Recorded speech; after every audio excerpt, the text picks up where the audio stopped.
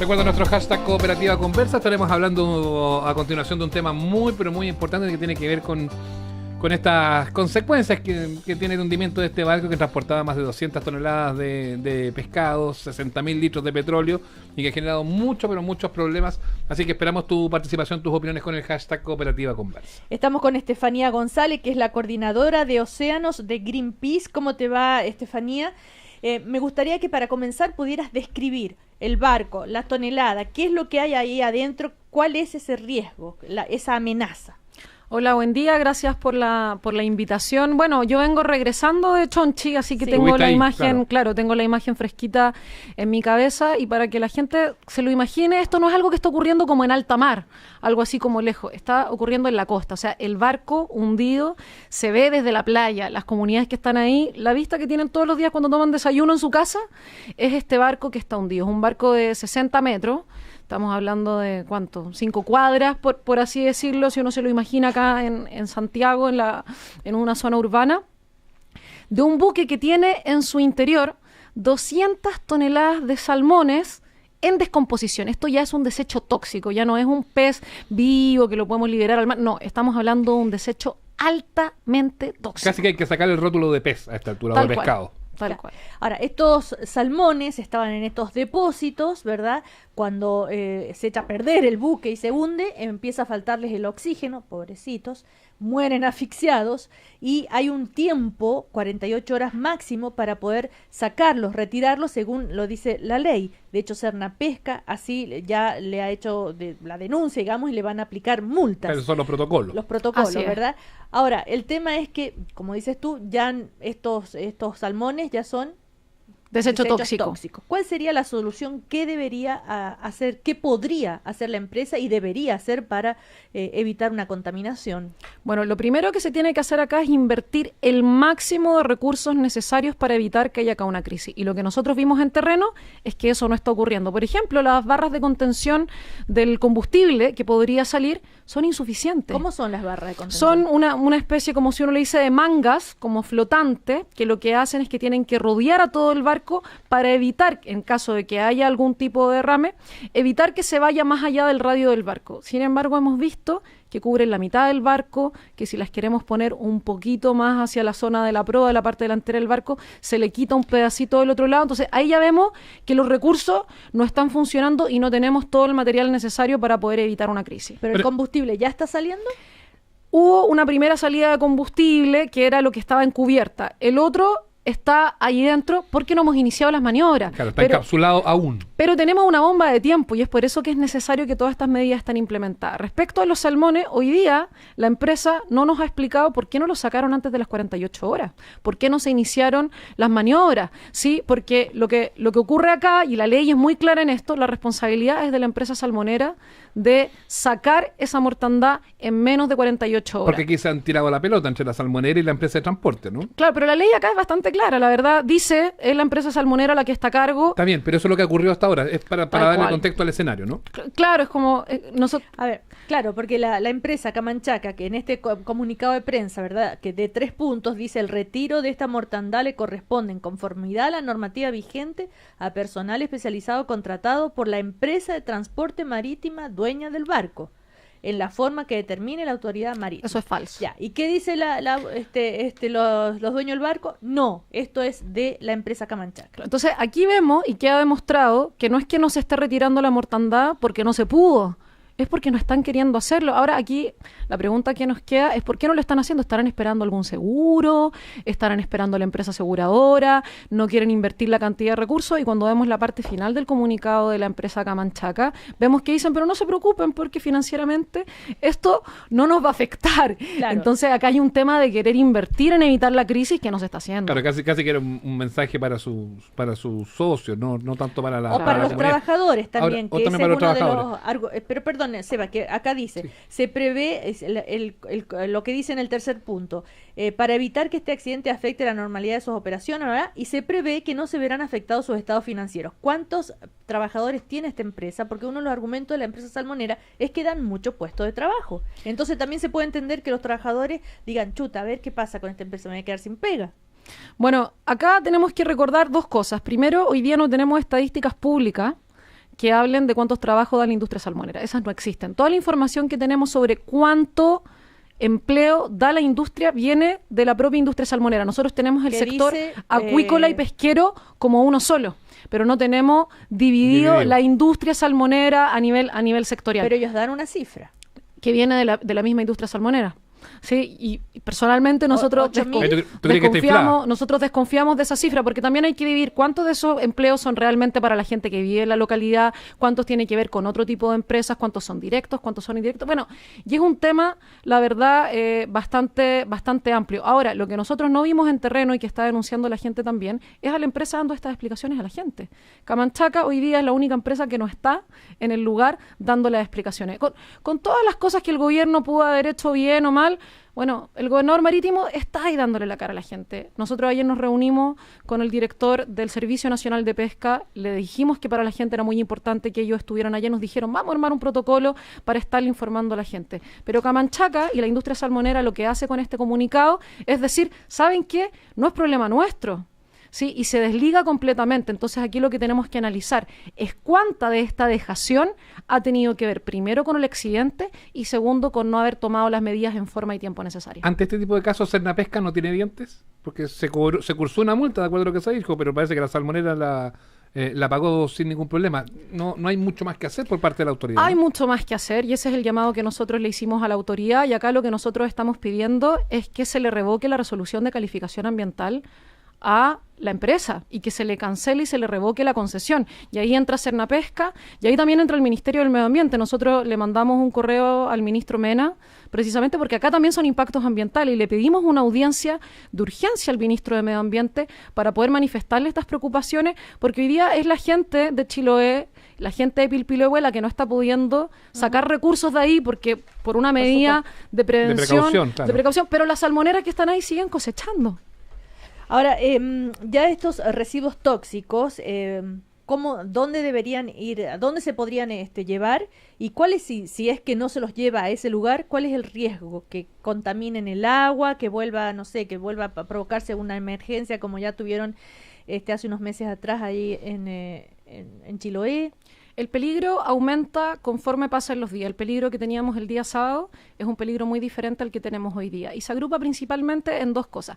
Estos salmones, tenemos que imaginarnos carne podrida en un refrigerador de nuestra casa. El olor que tiene, las sustancias que emanan, se genera un ácido que es el ácido sulfídrico, que fue ese ácido por el cual en la crisis de Chiloé del 2016 los pescadores que estaban trasladando esta mortandad tuvieron que dejar los barcos abandonados en el medio del mar. Es muy tóxico para la salud humana. Entonces primero tenemos un riesgo concreto para las personas que están en ese lugar, porque todo esto se emana también al aire, claro. ¿Sí? Y en segundo lugar tenemos el riesgo que esto genera toda esta masa de desechos tóxicos, ¿sí?, en el mar. Acá, a diferencia del vertido del 2016, en el 2016 se virtieron 5.000 toneladas a 75 kilómetros de la costa y tuvimos impactos terribles.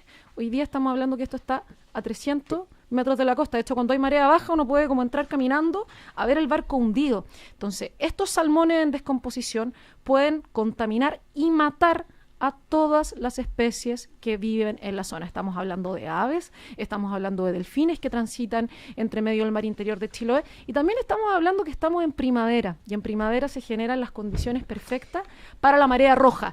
Y esto es como un alimento rico para la marea roja. Para la bacteria, claro. Y ya tenemos antecedentes de que hay marea roja en esa zona. Nosotros tenemos las tomas de muestra en exactamente ese mismo lugar. Estefanía, pero para hacernos una idea, lo comentábamos fuera de micrófono, de lo que son 200 toneladas de estos peces muertos. Tú decías como 100 elefantes, el peso de 100 elefantes podridos.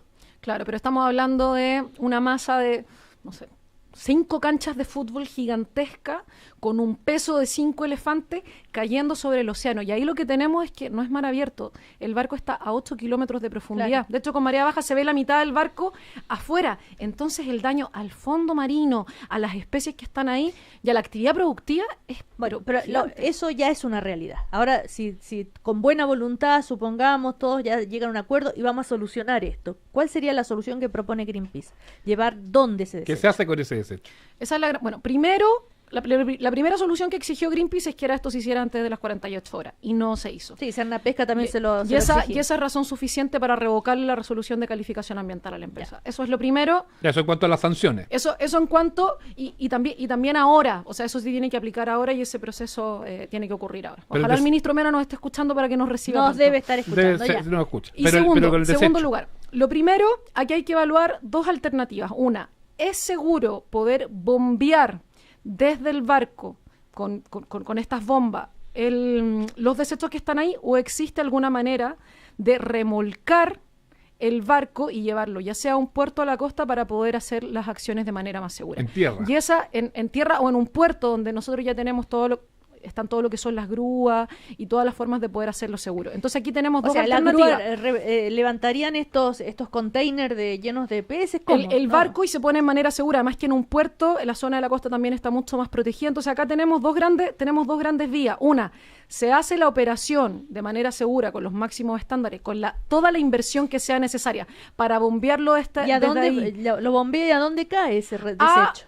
Vertederos autorizados que puedan recibir los residuos tóxicos. Ahora, ¿cuáles son esos vertederos? Ese es el levantamiento que se tiene que hacer ahora, porque en la crisis... A priori no manejan ustedes ese dato. Lo que pasa con los vertederos ahí de la zona. No existen vertederos. Es lo que estamos viendo ahora. Lo que ocurrió en la crisis del 2016, lo que aprendimos de ahí es que los vertederos en tierra, primero no dieron abasto por el volumen. Acá debiesen dar abasto porque es mucho menor el volumen. Pero como dejaron pasar las 48 horas, ya no es seguro desde el punto de vista sanitario poder poner esto en un vertedero común. Entonces acá tenemos que buscar qué vertederos industriales para residuos industriales existen en la región. No saben de ninguno, algo cerca, y si está cerca, supongamos, hay un vertedero para desechos tóxicos a 10 kilómetros. ¿Cómo se traslada? Toda esa información hoy día no está disponible. Y ese es el problema. Pero ustedes saben cómo se debería hacer. En un lugar de desecho autorizado que esté en la zona. Lo que pasa es que todas esas son cosas que se prevén antes de dar las autorizaciones a este tipo de proyectos. Pero por experiencia en otros países, Greenpeace sabe cómo se puede solucionar una emergencia como esta. En general, en containers completamente sellados, con estándares que cumplan con los diferentes protocolos internacionales, pero también pasa que todo esto depende mucho de la característica del residuo. ¿Está tratado químicamente o no? ¿Cuál es el nivel de descomposición? ¿Cuántos días de descomposición tiene? Y acá lo que a nosotros nos ha llamado profundamente la atención es que en las evaluaciones de impacto ambiental de estos proyectos no existe ninguno de estos protocolos. En el fondo nosotros conversamos con el gobernador marítimo el fin de semana y le preguntamos, bueno, ¿y cuál es el plan para poder sacar el combustible? No, es que primero vamos a ver cómo sacamos los salmones, y cuando saquemos los salmones vamos a ver cómo sacamos el combustible. Es decir, se están poniendo a decidir ahora. Es como si en un terremoto nosotros no supiéramos qué hacer y nos pudiéramos, mientras está ocurriendo el terremoto, viendo cómo generamos las zonas de evacuación. Déjame volver por un segundo al tema del diseño del barco, esto que hablaban de estas fallas estructurales, que obviamente es muy, muy grave. ¿Tú crees que ahí, o lo que ustedes creen es que ahí hubo negligencia, que se les pasó, o deliberadamente puede haber que hubo una vista corta con la operación de ese barco? Hay unos antecedentes muy preocupantes, y es que nosotros nos pusimos a investigar al barco, porque todo sonaba muy raro. A ver, esta es una embarcación nueva, lleva 3 meses, cómo se hunde sin ninguna condición climática, sin ninguna condición climática adversa. Bueno, habrá chocado con el fondo, pero hay parece que había antecedentes de que no estaba funcionando muy bien. Claro, nosotros nos pusimos a investigar con herramientas que hoy día tampoco es como que Greenpeace tenga las tremendas herramientas. Son herramientas a las que nuestras autoridades pueden acceder de sobra, ¿sí? Se lo hizo Greenpeace. La autoridad hacerlo. Podría haberlo hecho también. Exactamente. Entonces nosotros lo que llegamos, todo con fuentes oficiales, nos dimos cuenta que habían 3 fallas técnicas en el buque al momento que salió de Hong Kong. Fallas de navegación, fallas de seguridad para fuego y fallas eléctricas. Luego, cuando el buque llega a Puerto Montt, se le pone la bandera chilena, es decir, pasó las inspecciones que están acá, y luego de estar una semana en operación, vuelve al astillero a ser reparado. Y cuando nosotros le preguntamos al gobernador marítimo si ellos tenían antecedentes de fallas técnicas, nos responde que no. Entonces, ¿qué estamos ocultando acá?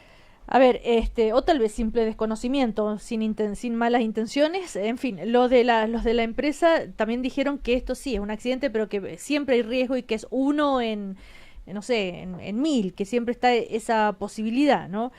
Ahora, también hay un cuestionamiento a la acuicultura siempre que pasan estas cosas. Ellos dicen, bueno, pero a ver, las tierras también se cultivan.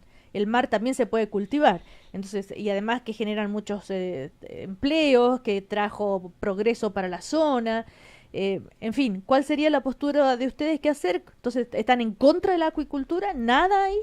Nosotros creemos que hay zonas donde esta industria ya no puede seguir creciendo. Ojo, eso es súper importante decir. Pero sí lo que está. Sí, lo que está ya está, y en el caso de Chiloé, quienes tienen que decidir qué se hace con la acuicultura son los chilotes, ¿sí? Ellos son los que tienen la primera palabra, no puede venir Greenpeace a decir qué es lo que ocurre con Chiloé, porque efectivamente hay un tema también de empleo y de que además les contaminaron todo. Hoy día nosotros conocemos casos de pescadores que con el dolor de su alma tuvieron que ir a trabajar a una salmonera porque con el vertido se les destruyó todos sus recursos. Pero no es porque ellos quieran y lo prefieran, es porque la industria generó esto. Pero en la región de Magallanes hoy día que se quieren instalar más de 400 nuevos proyectos salmoneros, más del triple de lo que hoy día existe en Chiloé, en un lugar que ya fue decretado como parque nacional, en un lugar donde el viento, con un caso como esto en Magallanes hubiese sido una crisis imposible de evitar y tendríamos los delfines llenos de petróleo, o sea, literalmente.